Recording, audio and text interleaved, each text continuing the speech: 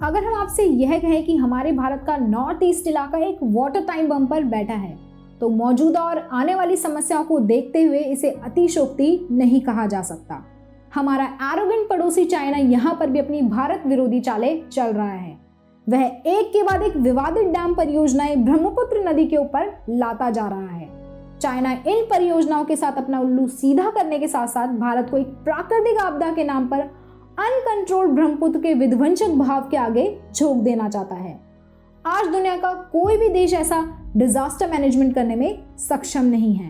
Bharat, China और बांग्लादेश के करीब 13 करोड़ लोगों का जीवन ब्रह्मपुत्र पर आधारित है। ब्रह्मपुत्र को असम की लाइफलाइन भी कहा जाता है। हिंदू मान्यताओं के अनुसार ब्रह्मपुत्र एक नदी नहीं बल्कि एक नद है।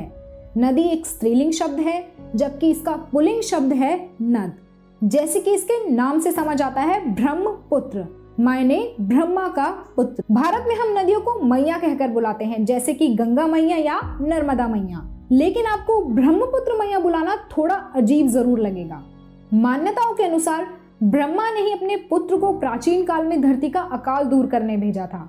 असम के लोग भी इसे देवता मानते हैं, देवी नहीं। ब्रह्मपुत्र के विशाल और विस्तृत रूप के कारण भी इसे नद माना जाता है।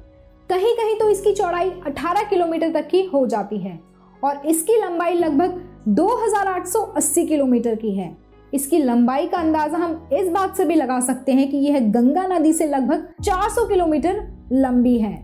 भारत में इसका सिर्फ 918 किलोमीटर का ही हिस्सा आता है, जबकि 1625 किलोमीटर तिब्बत में है जो अब चाइना के कब्जे में है, और लगभग 337 किलोमीटर बांग्लादेश में आता है। और यहीं से समस्या की शुरुआत होती है।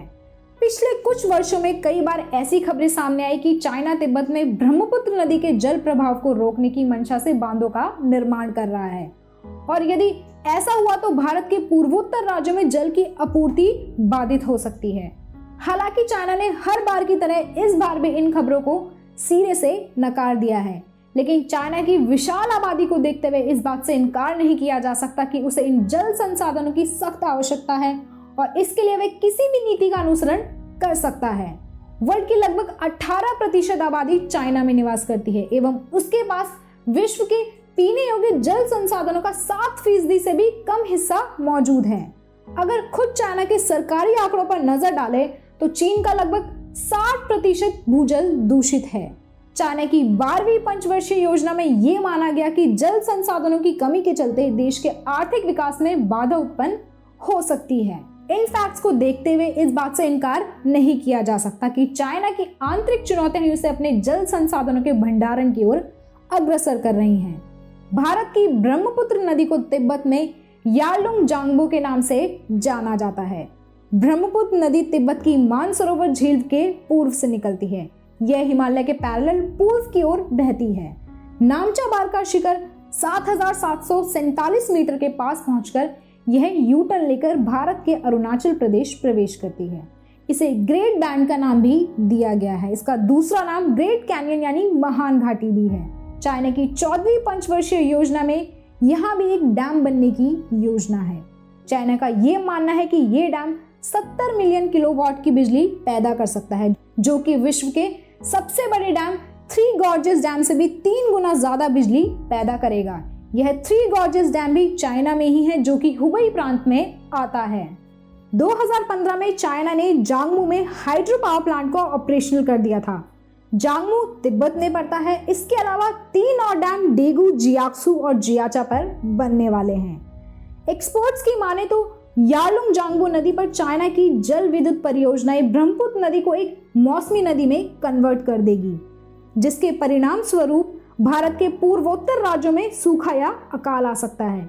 दूसरा खतरा यह भी है कि जब बांधों के निर्माण के बाद चाइना मानसून में बाढ़ का पानी छोड़ेगा तो इससे ब्रह्मपुत्र नदी का जल प्रभाव यानी कि वाटर फ्लो एकदम से बढ़ जाएगा और भयंकर बाढ़ की स्थिति उत्पन्न हो जाएगी। मतलब या तो सूखा या फिर भयंकर बाढ़। साल 2017 में चाइना ने डोकलाम विवाद के दौरान सतलुज और ब्रह्मपुत्र के आंकड़े शेयर करने से भी मना कर दिया था। सोचिए कैसी भयानक स्थिति उत्पन्न हो सकती है जब भारत को यह पता ही ना चले चाइना कब और कितना पानी छोड़ेगा। इससे जान माल का नुकसान तो होगा ही, बल्कि भारत का डिफेंस भी खतरे में पड़ता है।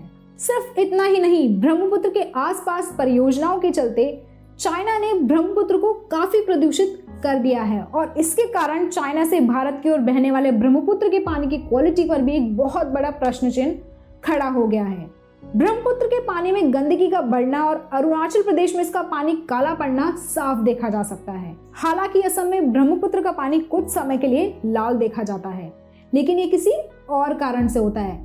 यह कामाख्या मंदिर में हर साल होने वाले अंबुबाची मेले के आयोजन के दौरान होता है। ऐसी मान्यता है कि इन 3 दिनों में माता सती रजस्वला होती है और जल कुंड में पानी की जगह रक्त बहता है। अधिक जानकारी के लिए आप हमारी दूसरी वीडियो देख सकते हैं, जिसका लिंक नीचे डिस्क्रिप्शन में दे दिया गया है। चाइना के इन डैम परियोजनाओं से असम के काजीरंगा राष्ट्रीय उद्यान और पोबी तारा वन्य जीव अभयारण्य, जो कि ब्रह्मपुत्र नदी के पानी पर ही निर्भर है, में भी पानी की आपूर्ति काफी हद तक प्रभावित होगी, जिससे कुछ वन्य जीवों के अस्तित्व पर भी खतरा उत्पन्न हो सकता है। बांग्लादेश भी इन होने वाले परिवर्तनों से अछूता नहीं है, वह भी समय समय पर प्रभावित होता रहा है। भारत समय समय पर अनेक वैश्विक प्लेटफॉर्म पर इन मुद्दों को उठाता रहता है।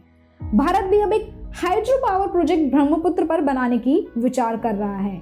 यह प्रोजेक्ट 10 गीगावाट का होगा। इसके अलावा भारत ने अपने डिजास्टर मैनेजमेंट को भी इम्प्रूव किया है। भारत ने लोहित नदी, जो कि ब्रह्मपुत्र की सहायक नदी है, पर देश का सबसे लंबा ब्रिज ढोला सादिया बनाया है। यह असम और अरुणाचल प्रदेश को आपस में जोड़ता है। 2011 में बनना शुरू हुआ ये ब्रिज 2017 में पूरा हुआ। ये ब्रिज ना सिर्फ लोगों का जीवन सरल करता है, बल्कि डिफेंस में भी इंपॉर्टेंट रोल प्ले करता है। आज पूरे विश्व को यह समझना पड़ेगा कि चाइना सिर्फ भारत के लिए ही समस्या पैदा नहीं कर रहा, बल्कि पूरे विश्व के लिए चिंताजनक स्थितियों का निर्माण कर रहा है। सन 2012 में बने चाइना के विशालकाय 3 गॉर्जेस डैम की वजह से धरती की घूमने की गति में भी बाधा पहुंची है, जिसके अभी दूरगामी परिणाम आने बाकी हैं। कभी कोरोना वायरस और कभी वैश्विक आर्थिक तंगी के नाम पर पूरे विश्व को परेशान करने वाला चीन को हम भारतीय ही सबक सिखा सकते हैं, जैसे कि हमने दिवाली पर किया था। बॉयकॉट चाइना के चलते चाइना को दिवाली पर 50,000 करोड़ का नुकसान हुआ था। अपने सोशल मीडिया का इस्तेमाल करें और पूरे विश्व को अपनी बातों की अहमियत समझाएं। धन्यवाद।